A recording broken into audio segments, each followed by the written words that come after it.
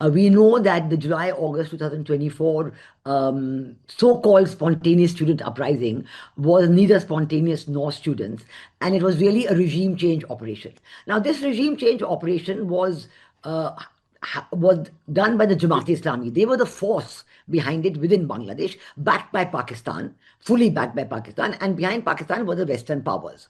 So we know that Jamaat-e-Islami was the real power within Bangladesh behind Mohammed Yunus.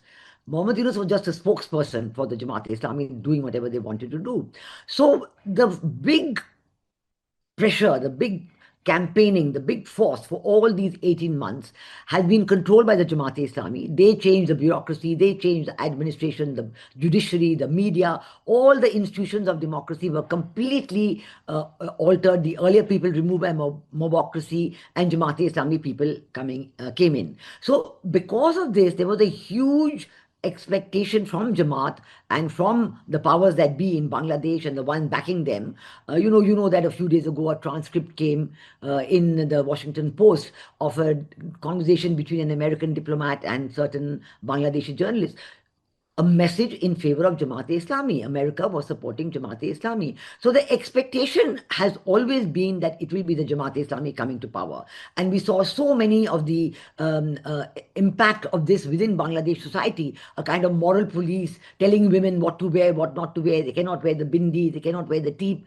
A huge difference in the last 18 months. The media completely muzzled, people thrown in jail, Awami Leaguers thrown in jail, the attacks against minorities. All this was, being coordinated by the Jamaat-e-Islami to show that this is the future of Bangladesh. Radical Islam, extremism, the Lashkar-e-Taiba, Jaish-e-Mohammed coming from Pakistan into Bangladesh, intimidating the people, all this was happening. So even till yesterday, there was a huge expectation from Jamaat that they would on their own form the government. And we also saw the referendum, this illegal unconstitutional regime of Mohammed Yunus. They wanted reforms. They wanted 4 years of reforms, but they were not allowed by the parties. And so they had created this July Charter of 2025, and they put it to a referendum. 84 questions, 4 sections, 1 yes or no.